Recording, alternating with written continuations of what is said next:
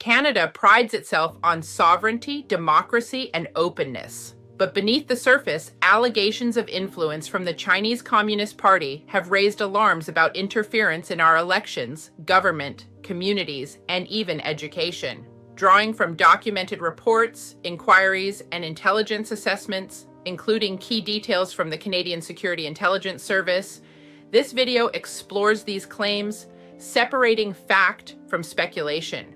We'll examine election meddling, alleged disloyalty in high places, secret overseas police stations, and the role of Confucius Institutes in surveillance. Let's uncover the truth.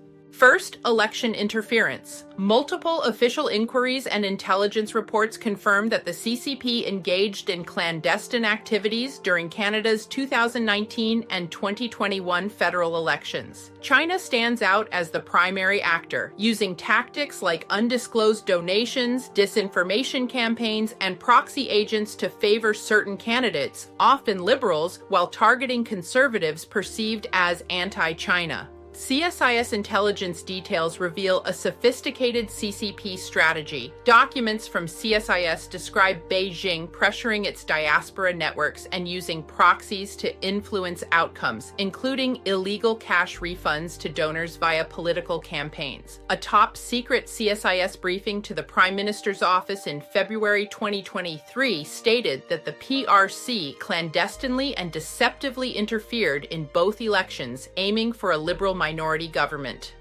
CSIS assessed Canada as a high-priority target for PRC foreign interference ahead of 2021, motivated by cultivating receptive politicians. For instance, CSIS documents reveal that Beijing leveraged Canadian officials to exclude anti-CCP candidates from events and funneled around $500,000, possibly for interference purposes. A notable case, the nomination of Liberal MP Han Dong in Don Valley North was allegedly influenced by PRC-orchestrated busing of international students to vote, securing his win by a slim margin, with CSIS assessing significant PRC impact. Conservative MP Kenny Chiu faced disinformation smears labeling him a racist after proposing a foreign agent registry, which PRC diplomats opposed. A 2024 NSICOP report and a 2025 public inquiry affirmed these efforts, but noted limited overall impact on election outcomes. Our democratic institutions held firm. Still, the threat escalated, with Beijing's political influence in Canada surging over 50% in recent years, per international studies. China denies these allegations, calling them baseless, but evidence from CSIS and parliamentary probes paints a coordinated picture.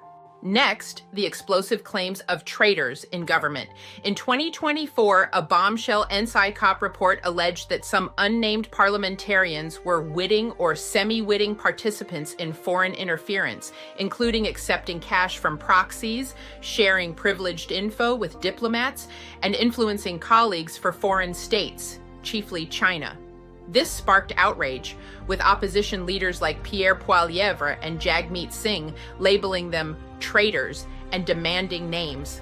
CSIS intelligence underpins these claims. CSIS briefed officials on parliamentarians engaging in quid pro quo with CCP proxies, mobilizing networks in exchange for support. However, a comprehensive 2025 public inquiry led by Justice Marie-Josée Hogue reviewed the intelligence and found no evidence of traitors conspiring against Canada. While some behavior was concerning or naive, like questionable ethics or ignoring red flags, there was no proof of disloyalty or that any MPs owed their seats to foreign help. Citizens still have questions, but they are dismissed, while critics argue early leaks from media like the Globe and Mail overstated CSIS docs, fueling hysteria without context. The inquiry emphasized that while foreign meddling is real, accusations of treason don't hold up under scrutiny. Public Safety Minister Dominic LeBlanc has resisted naming individuals, calling it irresponsible without charges. This debate highlights the tension between security and due process. Now, the shadowy network of secret Chinese police stations. Since 2022, reports from groups like Safeguard Defenders have identified over 100 overseas police service stations worldwide, with at least 5 to 7 in Canada, 3 in Toronto, 2 in Vancouver, and 2 in Montreal. Officially, Beijing claims these provide administrative services like driver's license renewals for the diaspora. But CSIS intelligence reveals a darker role. In its 2022 public report, CSIS noted that PRC Ministry of Public Security affiliates set up these stations without Canadian permission, using them for transnational repression. CSIS has observed PRC representatives coming to Canada, often without notifying local law enforcement, to use threats and intimidation to force fugitives back to China. Linked to the CCP's United Front Work Department, these outposts collect intelligence and monitor, intimidate, and harass Chinese Canadians, especially dissidents from Uyghur, Tibetan, Falun Gong, or Hong Kong communities.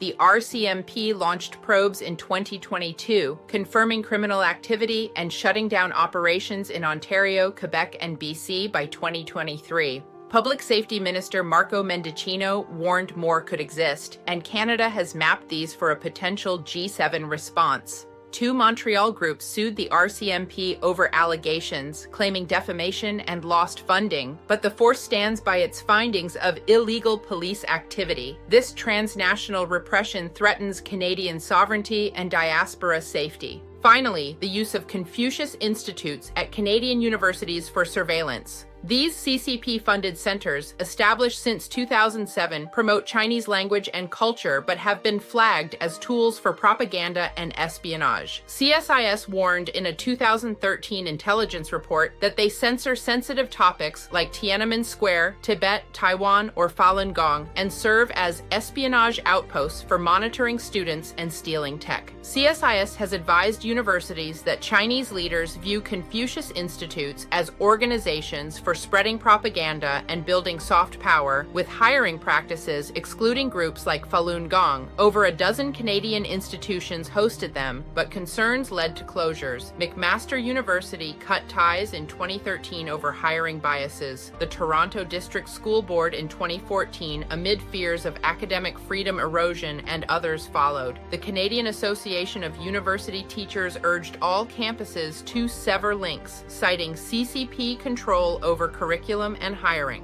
While some schools, like Edmonton Public Schools, reported positive experiences without interference, critics argue they enable broader CCP influence operations. By 2025, Canada designated 85 Chinese academic institutions as security threats, underscoring the risks, and CSIS continues to warn of PRC motivations in university partnerships. CCP involvement in Canada is a multifaceted challenge, backed by substantial evidence from inquiries and CSIS intelligence. While interference exists, our institutions have proven resilient. No traitors uncovered, elections intact, or so it's claimed. But vigilance is key. Stronger laws are required to hold politicians accountable, and international cooperation can safeguard our democracy. Share your thoughts below. What's your take on these revelations? Thanks for watching.